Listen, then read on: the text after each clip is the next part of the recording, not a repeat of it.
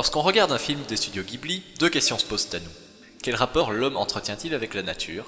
Et quel message ce film nous délivre-t-il?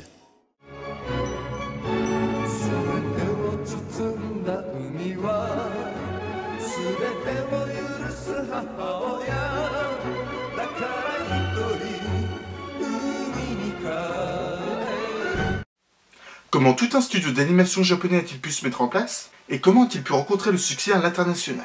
Hayao Miyazaki, le cofondateur du studio, dit lui-même qu'il a eu la chance d'être arrivé au bon moment. Celui où on travaillait avec des crayons et du papier et où les celluloïdes étaient encore le support de base de l'animation. Mais c'est avant tout par le travail que le studio a été créé et qu'il a rencontré son succès.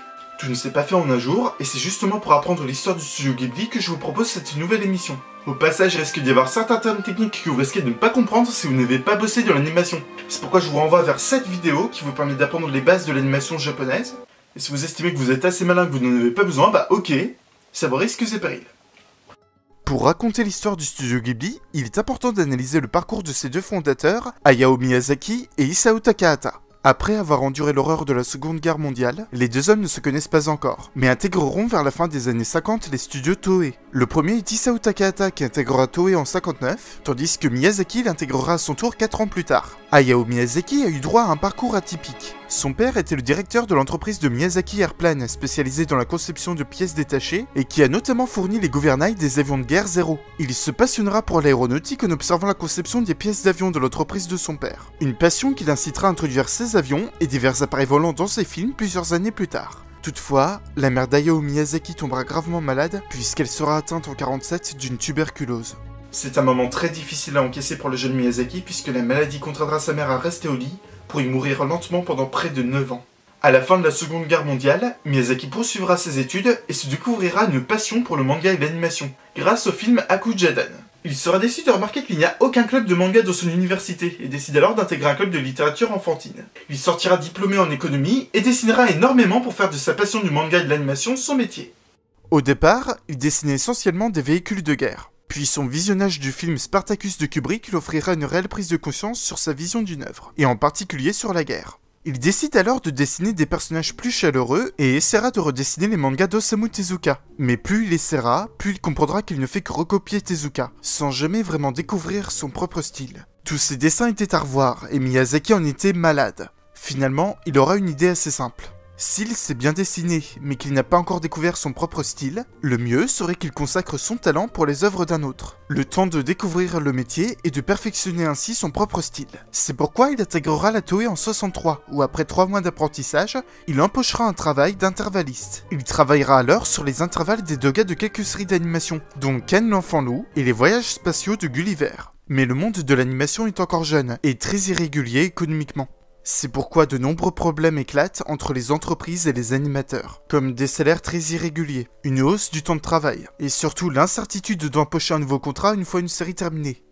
Si la série n'est pas annulée entre-temps, eh ouais. C'est pourquoi un syndicat est créé pour défendre les droits des animateurs, et Miyazaki y occupera le poste de secrétaire général, en partie grâce à ses études d'économie. C'est peu avant la création du syndicat qu'il rencontrera celle qui deviendra son assistante et sa compagne, Akemi Ota, qui l'épousera en 65. Et de cette union naîtra leur premier fils en 67, Goro Miyazaki. C'est à ce moment-là qu'il se liera d'amitié avec Isao Takahata, qui quant à lui occupera le poste de vice-directeur du syndicat. Takahata était plus chanceux que Miyazaki dès son arrivée à la Toei. Il y sera nommé réalisateur et s'occupera notamment de réaliser certains épisodes de Ken l'Enfant Loup, puis Panchi le Bagarreur où il fera de nouveau équipe avec Hayao Miyazaki, qui occupera le poste d'animateur clé. À l'époque, Miyazaki avait déjà fait ses preuves d'animateur clé avec la série Fujimaru, le garçon chevalier du vent et le chat botté, sur lequel il travaillera avec sa femme. D'ailleurs, le logo actuel de Toei est justement le chat botté. Takahata réalisera alors d'autres projets avec l'aide de Miyazaki, dont Hustle Punch, avant de réaliser son premier long métrage, Horus, Prince du Soleil. C'est avant tout son amitié avec Yasuo Otsuka, l'un des 3 fondateurs de la Toei, qui a aidé Takahata à obtenir cette opportunité.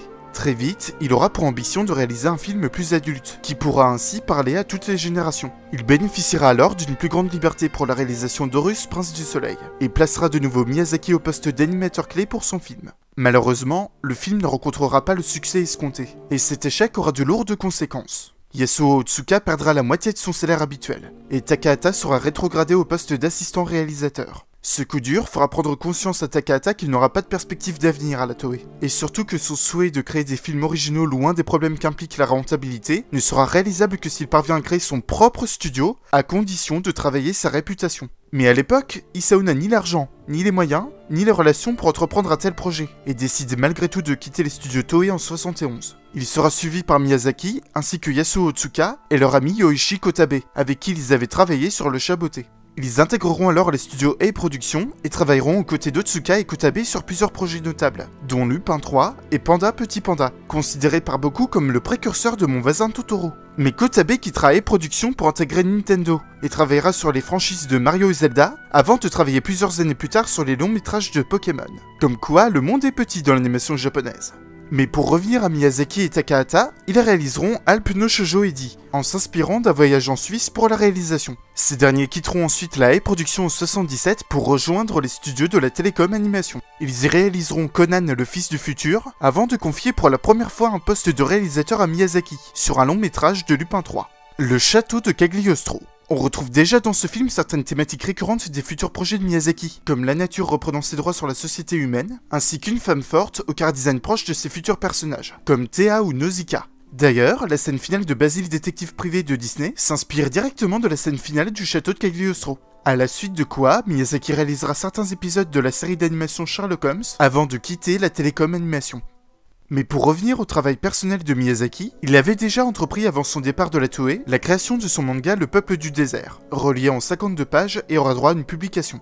Ce dernier était davantage un roman graphique qu'un manga, mais instaurera déjà les bases de l'univers des œuvres de Miyazaki, avec une influence certaine d'Horus, Prince du Soleil. Mais ce manga sera très important dans l'influence des prochains projets de Miyazaki, puisqu'il y réalisera en 83 un second roman graphique décisif dans ses prochaines productions, Le Voyage de Shuna. L'univers de ce dernier, à la fois original et saisissant, sera l'œuvre qui définira son propre style graphique, durement acquis après la sortie de son nouveau manga Princesse Mononoke en 80. Le Voyage de Shuna, ainsi que le livre de la princesse qui aimait les insectes, influenceront Miyazaki notamment pour créer une série de mangas capitales pour la suite de ses projets, et ceux de Takahata. Nausicaa de la Vallée du Vent. L'histoire de l'apparition du manga de Nausicaa de la Vallée du Vent est très particulière. Pour l'expliquer en détail, il nous faut parler d'un homme qui sera très important pour la suite des projets de Takahata et de Miyazaki, Toshio Suzuki. Toshio Suzuki est un passionné d'animation qui sera le cofondateur du magazine Animage, qui se spécialise dans l'animation japonaise et le manga. Il interviewera de grands réalisateurs comme Osamu Tezuka avant de s'intéresser de près à Isao Takahata, notamment grâce à son film Horus Prince du Soleil, dont il s'avère être un grand admirateur. Toshio tentera d'interviewer Takahata, mais ce dernier refuse de répondre à ses questions et lui propose d'interviewer plutôt Miyazaki, qui à l'époque est totalement inconnu. Suzuki accepte, mais Miyazaki lui demande d'avoir droit à plus de 16 pages de commentaires sur Horus dans Animage. Toshio Suzuki est alors contraint de refuser, mais il reviendra plus tard à la charge en tentant d'approcher Miyazaki pour converser avec lui sur l'animation japonaise. Mais en vain. Il s'assiera longuement à côté de Miyazaki qui fera mine de l'ignorer, puis il fera de même avec Takahata, qui bien que réticent au début, finira par accepter de converser avec Suzuki. Et leurs nombreuses discussions donneront de bonnes idées à Isao Takahata sur la réalisation de Kie, la Petite Peste, et déclara d'ailleurs à ce sujet que grâce à Suzuki, cette œuvre a trouvé son orientation. Miyazaki finira alors à son tour par faire confiance à Suzuki, et acceptera de répondre à son interview. Miyazaki n'était à l'époque plus rattaché à un seul studio d'animation. Il voyait dans la réalisation d'un manga un moyen de passer le temps de manière constructive, et désigna le personnage de Nausicaa de l'Odyssée d'Homère comme la parfaite représentation de l'héroïne de son manga. Il lui donna donc le nom de cette dernière, et s'inspira de la princesse Clarisse du château Cagliostro, et de Théa du voyage de Shuna pour créer son personnage de Nausicaa. Mais Suzuki le voyait de plus grands projets, comme une publication dans le magazine Animage. L'idée était intéressante financièrement pour Miyazaki, mais ce dernier n'accepta qu'à deux conditions.